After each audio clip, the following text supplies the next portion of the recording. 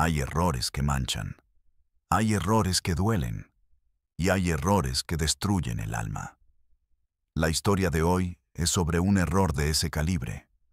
Un error nacido en la pobreza, sellado por la burocracia, y que floreció en el más impensable de los horrores. No es una historia de monstruos, es una historia de víctimas.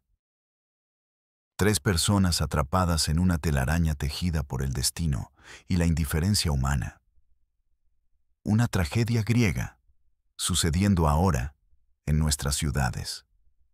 La historia de las gemelas que no sabían que eran hermanas y que se enamoraron del mismo hombre, su hermano. Si creen que la vida es simple, que el bien y el mal son fáciles de distinguir, este relato romperá sus certezas. Les pido que escuchen no con morbo, sino con compasión. Suscríbanse a este canal, no para mí, para que estas historias tengan un eco, para que las víctimas sin nombre encuentren un testigo en cada uno de nosotros. Porque el silencio es el cómplice de todas las tragedias. Y hoy vamos a romperlo. El doctor Ignacio Morales era un hombre jubilado, un genealogista aficionado. Pasaba sus días conectando puntos en árboles familiares, encontrando primos lejanos, resolviendo pequeños misterios del pasado.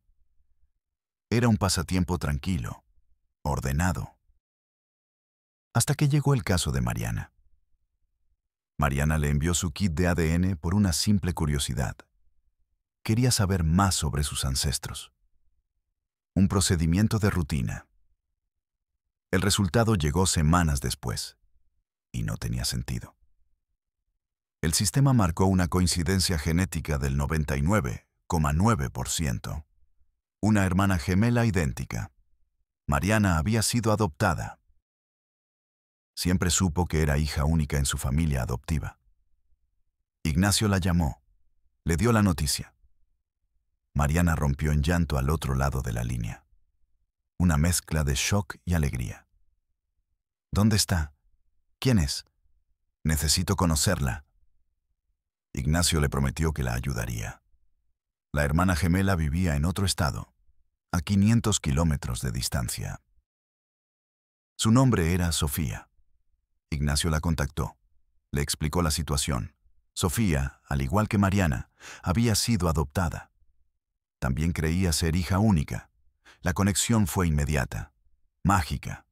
Hablaron durante horas, lloraron, rieron, descubrieron que compartían gestos, la misma risa, el mismo lunar diminuto debajo del ojo izquierdo.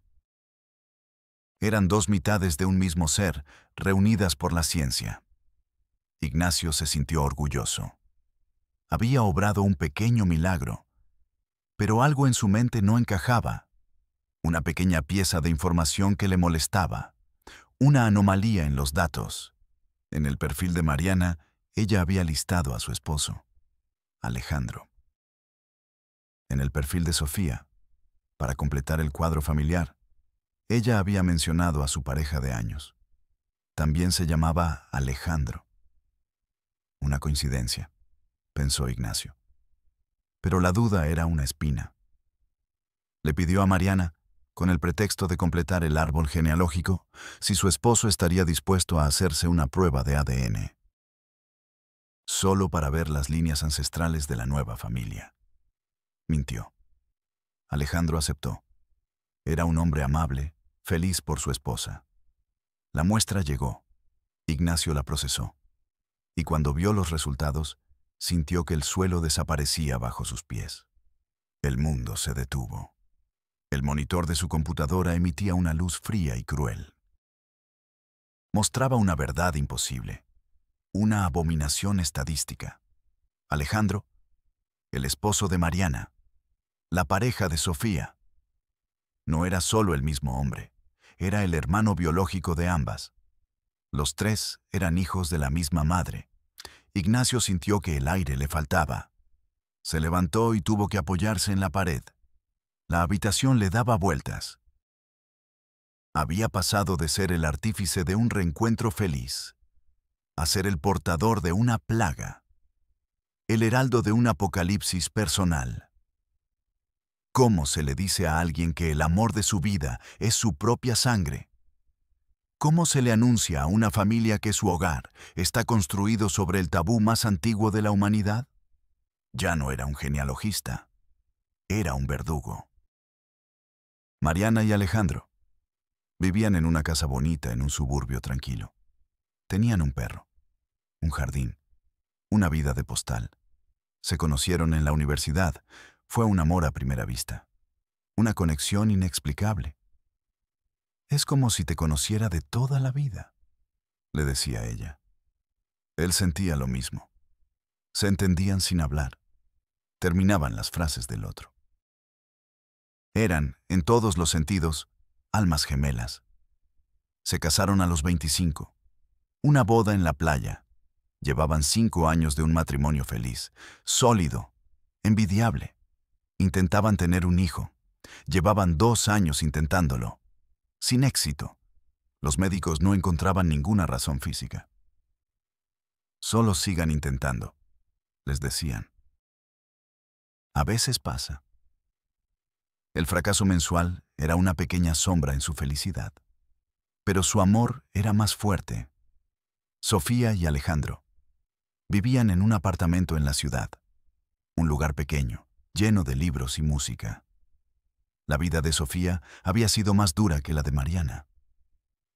Su familia adoptiva era humilde. Trabajaba como diseñadora gráfica freelance. Conoció a Alejandro en un viaje de trabajo. Él era ingeniero. Su proyecto lo había llevado a la ciudad de Sofía por 6 meses. La química fue explosiva, una pasión que los consumió. Cuando el proyecto de Alejandro terminó, no pudieron separarse. Él le propuso un arreglo poco convencional. Su trabajo lo obligaba a viajar constantemente. Pasaría 2 semanas en la ciudad de Mariana, su base, y 2 semanas en la ciudad de Sofía, donde abriría una pequeña oficina satélite. Era una mentira elaborada, construida para mantener 2 vidas paralelas. Sofía aceptó, lo amaba. Cualquier tiempo con él era mejor que nada. No estaban casados legalmente. Pero para ellos eran marido y mujer. Alejandro era el centro de su universo. Ignacio Morales miraba las 3 fotos en su pantalla. Mariana, Sofía, Alejandro, sonriendo. Felices, ignorantes. 3 personas viviendo una mentira que ni siquiera sabían que estaban diciendo. Alejandro no era un monstruo. No era un engañador calculador en el sentido clásico. Ignacio lo entendió al revisar sus notas de las conversaciones. Alejandro amaba a esas 2 mujeres y no podía elegir, porque eran, en esencia, la misma mujer. Una reflejaba la calma, la estabilidad que anhelaba. La otra, la pasión, la creatividad que lo inspiraba. Amaba las 2 mitades de su propia hermana, sin saberlo. Era una tragedia de una perfección aterradora. Ignacio tenía que hablar. El silencio lo estaba matando. Llamó a Alejandro primero. Le pidió una reunión urgente, en persona, en un lugar neutral. Se encontraron en un café a medio camino entre las 2 ciudades. Alejandro llegó sonriendo. Pensó que era para hablar más sobre los ancestros de Mariana. Ignacio no pudo andarse con rodeos. Puso los 3 perfiles de ADN sobre la mesa. 3 hojas de papel, que eran una sentencia de muerte. Le explicó, fríamente, científicamente. La sonrisa de Alejandro se desvaneció. Su rostro se convirtió en una máscara de incredulidad. Luego de horror. Number no puede ser. Es un error. Su voz era un susurro ahogado. «Mire los marcadores genéticos», dijo Ignacio, con la voz temblorosa. «No hay error». Alejandro miró los papeles. No entendía los números, pero entendió la conclusión. Se quedó inmóvil, mirando un punto fijo en la pared.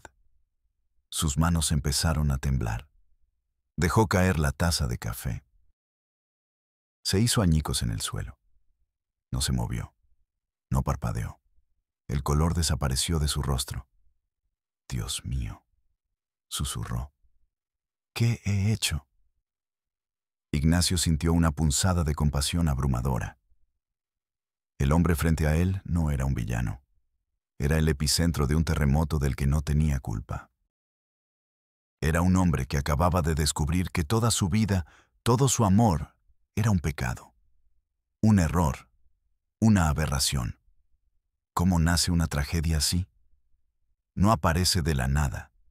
Se siembra 30 años antes, en la tierra fértil de la desesperación.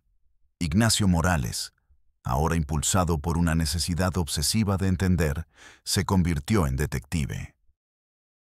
Buscó en archivos polvorientos. Habló con viejos empleados de hospitales. Siguió un rastro frío que nadie más quería seguir y encontró a Laura, la madre. La encontró en un pequeño pueblo de Michoacán. Una mujer de 50 años, con la mirada gastada por una vida de pesares. Al principio negó todo. Pero Ignacio le mostró las fotos de sus 3 hijos adultos, y la mujer se derrumbó. El dique que había contenido 30 años de culpa se rompió, y la historia salió a borbotones.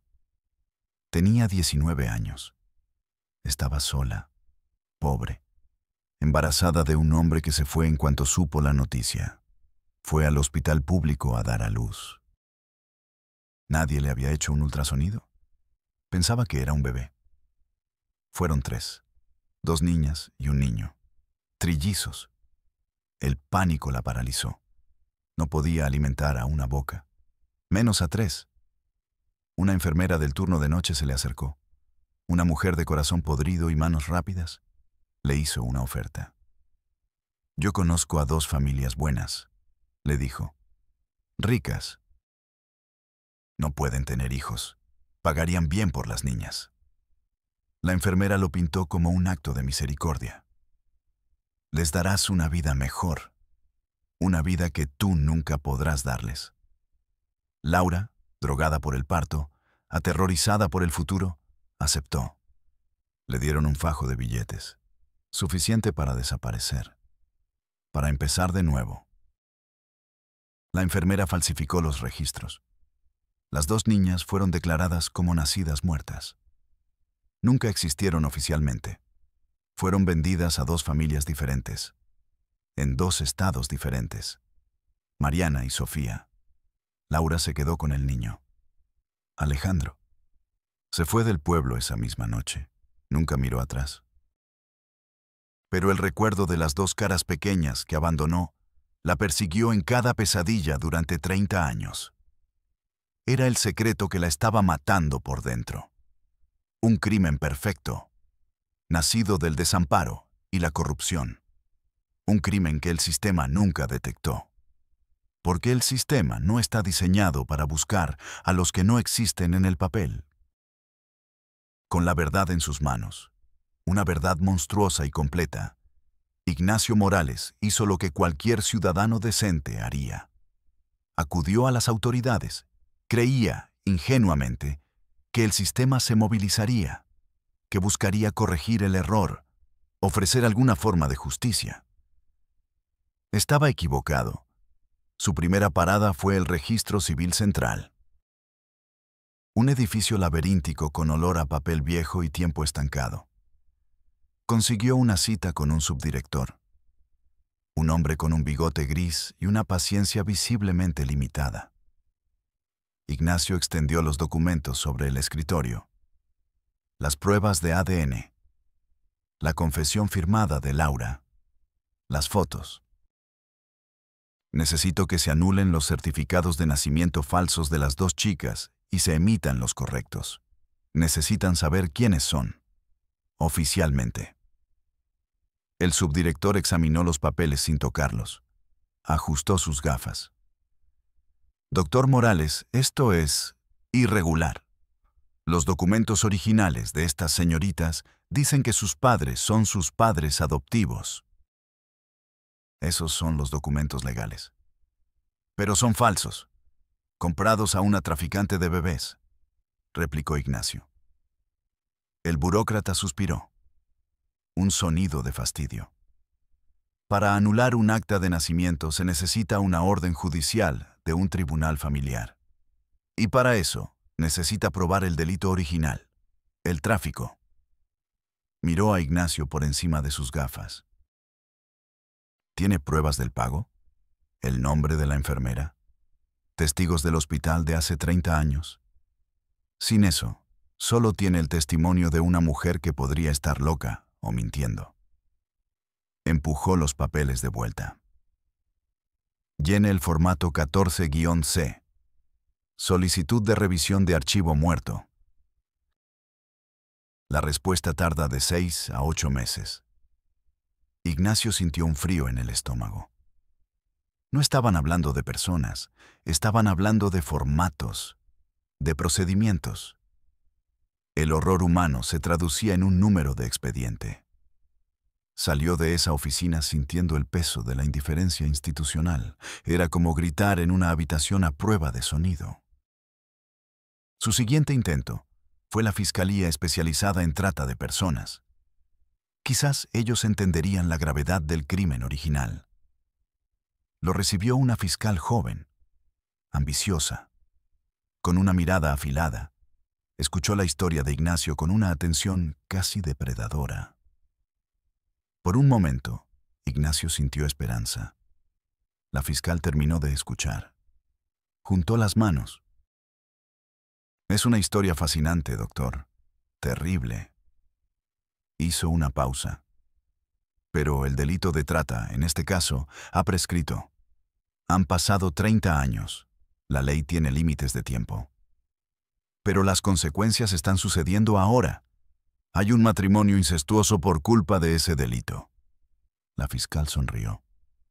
Una sonrisa sin calor. Ah, pero el incesto, en sí mismo, solo es un delito si una de las partes es menor de edad o si hay coerción. Ellos son 3 adultos que consintieron. Ignorantes, sí. Pero legalmente, no hay un delito actual que perseguir en ese frente. Se levantó, señalando el final de la reunión. Básicamente, doctor, usted me ha traído una tragedia, pero no un caso. No hay un culpable vivo y procesable al que podamos llevar ante un juez. La enfermera probablemente está muerta. La madre es una víctima tanto como los hijos. Ignacio estaba atónito. La ley tenía una definición para cada pieza del horror, pero ninguna para el horror completo. Cuando regresó a su oficina con las pruebas, un colega abogado le dijo, con la mirada perdida en un código penal: Ignacio, ahora esto es un caso de anulación de matrimonio por error de identidad. Eso le corresponde a un juzgado civil. Llena el formato 2B. El sistema no buscaba justicia. Buscaba ordenar el horror en carpetas, clasificarlo, archivarlo hasta que fuera olvidado. Cada puerta que tocaba se cerraba con la misma frase: no nos corresponde. Ha prescrito. Llene el formato. La burocracia era un monstruo de 1000 cabezas, y cada una decía no. Se dio cuenta de que el sistema no estaba roto. Estaba diseñado así, para protegerse a sí mismo, no a las personas.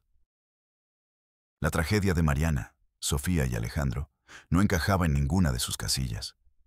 Así que, para el sistema, simplemente no existía. ¿Qué sucede cuando la vida que conocías se revela como una mentira? No hay un manual para eso. La verdad, una vez liberada, fue una bomba nuclear.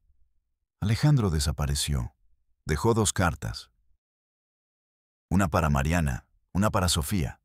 Idénticas. Solo decían: no puedo. Perdónenme. Se esfumó. Su teléfono desconectado. Sus cuentas vacías. Se lo tragó la tierra, consumido por una vergüenza que no era suya. Mariana se encerró en su casa bonita, pero la casa se había convertido en una escena del crimen. Cada foto en la pared era un recordatorio. Cada objeto, un testimonio del amor prohibido.